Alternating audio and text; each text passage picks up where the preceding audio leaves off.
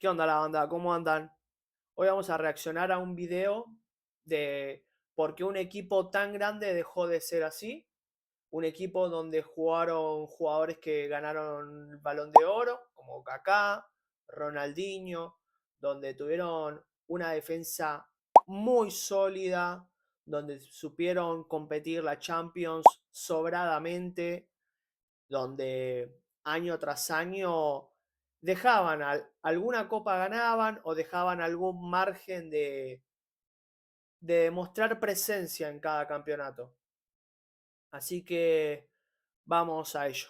Mayo de 2026. El veredicto está dictado. El Milan se ha quedado oficialmente fuera de la Champions League, firmando otra temporada en blanco en Italia. Pero la verdadera tragedia no está tanto en la cancha, sino en las oficinas. En un movimiento brutal que ha conmocionado al milanismo, la directiva norteamericana acaba de despedir a 3 de sus figuras más importantes en los despachos, incluyendo a Massimiliano Allegri, el hombre que les devolvió la gloria con aquel Scudetto en 2011, junto a otros 2 directivos clave del proyecto. Una purga total. ¿Cómo es posible que el segundo club más ganador en la Qué historia de bestia la Kaká, ¿eh? Champions League se haya convertido en un paciente crónico de la inestabilidad?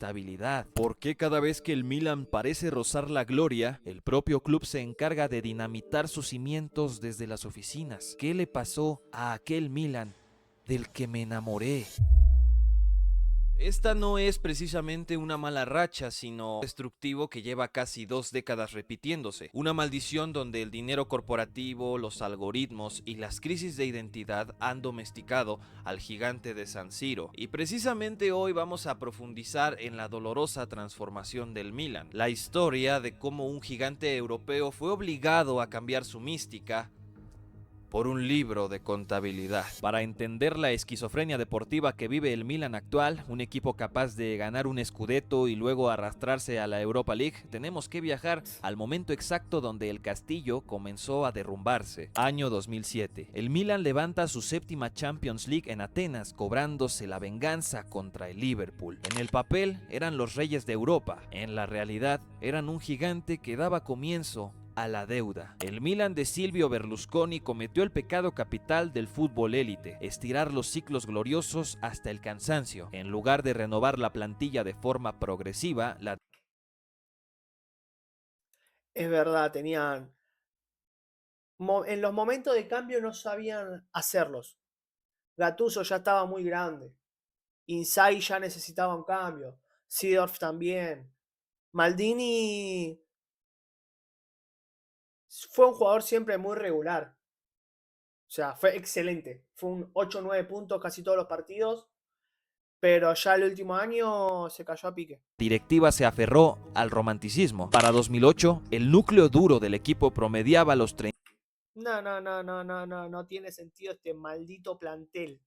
32 y 33 años de edad. Las leyendas seguían jugando por decreto, pero las piernas ya no respondían igual. Y entonces, en 2009, llegó el primer golpe de realidad. El día que el milanismo entendió que el viento había cambiado de dirección. Kaká, el último Balón de Oro antes de la dictadura de Messi y Cristiano, fue vendido al Real Madrid por 67 millones de euros. No fue una decisión deportiva, sino una necesidad financiera. El modelo de Berlusconi, el magnate que inyectaba dinero ilimitado de su propio bolsillo, había caducado tras la crisis económica global. El Milan ya no era el depredador del mercado, más bien se había convertido en la presa. Aún así, hubo un último espejismo. En 2011, el club ganó la Serie A apuntalado por los fichajes de Zlatan Ibrahimovic y Robinho. Y Parecía que el Robinho, sí, Milan sí. estaba de vuelta, pero era una ilusión óptica insostenible. En el verano de 2012, ahogado por las deudas, el club cometió un desmantelamiento histórico. Vendió a Thiago Silva y al propio Ibrahimovic al PSG en un mismo mercado de fichajes y dejó ir definitivamente a las últimas leyendas vivas: Nesta, Seedorf, Gattuso e Inzaghi. El vestuario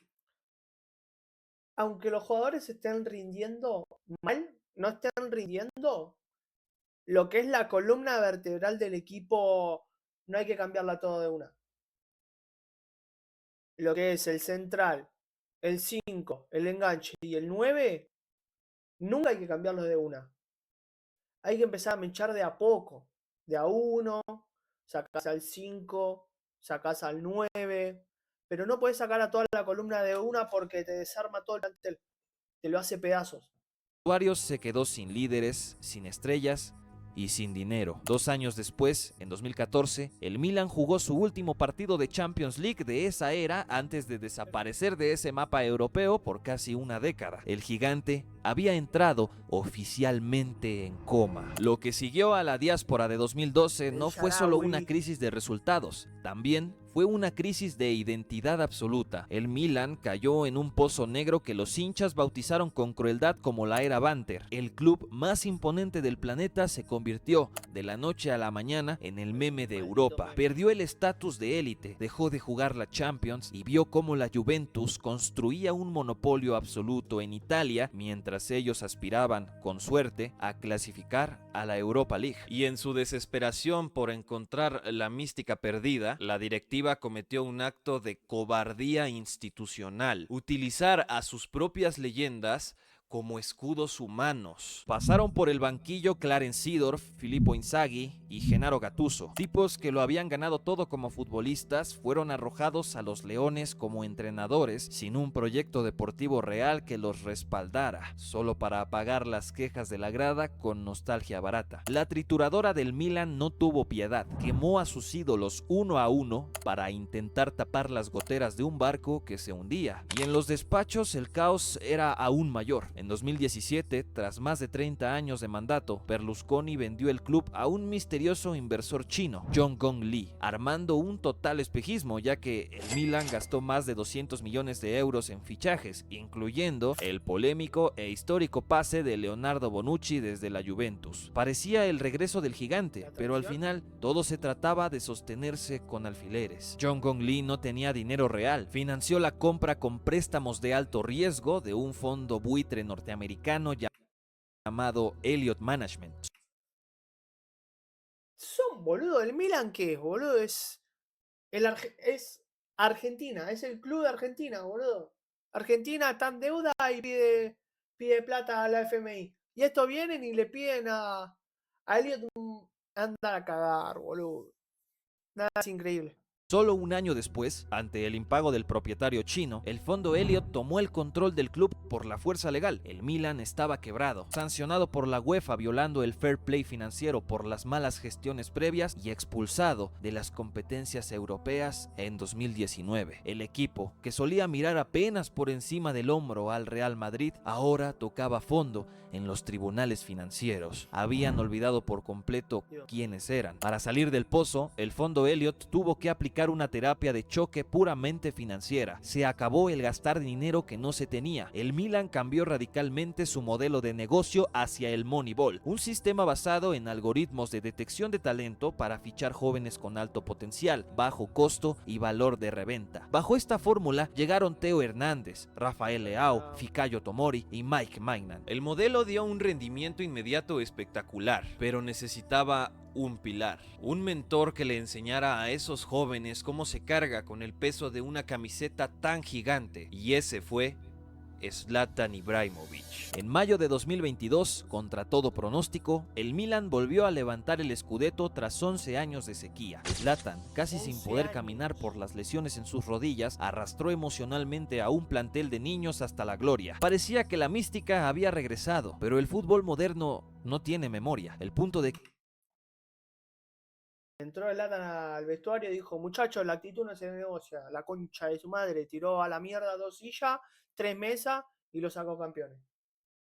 Quiebre definitivo y el verdadero antes y después para el club llegó en junio de 2023. Esa noche, un San Siro inundado en lágrimas despidió a Zlatan en su retiro definitivo de las canchas. El gigante sueco decía adiós y con él se marchaba el último gran alfa del vestuario milanista. Lo escalofriante es que solo 48 horas después, la directiva norteamericana terminó el trabajo. Despidió de forma fulminante a Paolo Maldini de la dirección deportiva. En un abrir y cerrar de ojos, el Milan perdió a su líder en la cancha y a su guardián en los despachos. El alma histórica del club fue desmantelada. Ese día, el Milan corporativo y el algoritmo le ganaron al Milan de la nostalgia. Al final del día, la irregularidad crónica del Milan actual, este sube y baja entre el éxito local y la intrascendencia europea, no es una maldición ni una casualidad. Es el precio de madurar en el fútbol moderno. El hincha del Milan vive en un eterno conflicto interno. Su corazón, alimentado por la nostalgia de los años 90 y 2000, le exige al club fichar a las estrellas del momento, pelear cara a cara contra el Real Madrid o el PSG y exigir la Champions League por decreto histórico. Pero la razón y los números de los nuevos dueños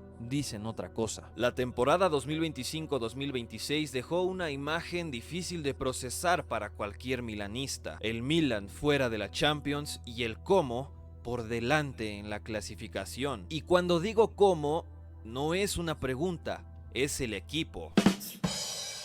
La cruda realidad es que el Milan de Berlusconi, aquel que gastaba millones por capricho político y pasional, no va a volver. El modelo actual ha salvado al club de la desaparición económica, lo mantiene como una empresa saludable y competitiva, pero le ha puesto un techo de cristal muy difícil de romper. Y quizá el mejor ejemplo de ese techo de cristal sea Gianluigi Donnarumma, un portero formado en las fuerzas básicas del Milan, señalado durante años como el heredero natural de las grandes leyendas del club. Pero en 2021, incapaz de llegar a un acuerdo para renovar su contrato, terminó marchándose al Paris Saint-Germain. Lo irónico es que apenas unos años después, Donnarumma terminó levantando la Champions League lejos de San Siro, una imagen difícil de digerir para muchos milanistas. Uno de los talentos más valiosos surgidos de su cantera tuvo que abandonar el club para conquistar precisamente el trofeo que convirtió al Milan en una leyenda del fútbol europeo. Porque al final del día el fútbol no miente y la frialdad de las cifras expone la verdadera magnitud de esta esquizofrenia institucional. Lo que te acabo de contar no se construyó de la noche a la mañana. Desde que Carlo Ancelotti cerró la última era dorada en 2009, el banquillo de San Siro se convirtió en una completa trituradora. 12 entrenadores diferentes en poco más de 15 años. 12 pizarras distintas. Milan, ¿de qué carajo te quejas? 12 entrenadores en 15 años. San Lorenzo tuvo 4 jugadores en un año. ¿Qué estás diciendo, flaco? Deja de quejarte, llorón de mierda. 12 ideas rotas, 0 procesos a largo plazo. Pero ¿cómo le pides estabilidad al capitán del barco si los que están en los camarotes no saben a dónde van? En este mismo periodo, el club cambió de dueño 4 veces. El Milan pasó de la billetera pasional de Berlusconi al absoluto misterio del consorcio chino. De ahí al rescate frío del fondo Elliott, hasta caer en el frío algoritmo de Redbeard Capital. 4 propietarios con visiones de negocio diametralmente opuestas, con semejante terremoto en las oficinas. Y lo raro no es que el gigante se desplomara, lo milagroso es que se mantuviera en pie. Hoy el milanismo tiene que aprender a convivir con esta nueva normalidad. Un equipo ordenado, lleno de promesas y con finanzas estables, pero despojado de esa mística salvaje y millonaria que alguna vez lo hizo el club más temido del planeta. El Milan ya no está en coma, pero su grandeza sigue atrapada. Fotón. En una batalla de aura, estos dos ganan por goleada. Mirá lo que fue esa foto, la puta madre. En la historia. Si te gustó este viaje por parte de la trayectoria y el presente del Milan, no olvides dejar tu like y suscribirte al canal. Eso nos ayuda muchísimo a seguir trayendo videos de este tipo. Y ahora te toca a ti. ¿Crees que el Milan actual pueda volver a la cima con este modelo sostenible? ¿O crees que Redbeard mató definitivamente el alma del club? Déjame saber. Muy buen video. Astucia futbolera, vamos a suscribirnos. I like it. Muy buen video, muchachos. ¿Ustedes creen que va a volver Milan a su nivel glorioso? ¿A su época dorada? Si les gustó el video, no se olviden de suscribirse, dejar un like y comenten si creen que el Milan va a llegar de vuelta a ser el gran equipo que fue.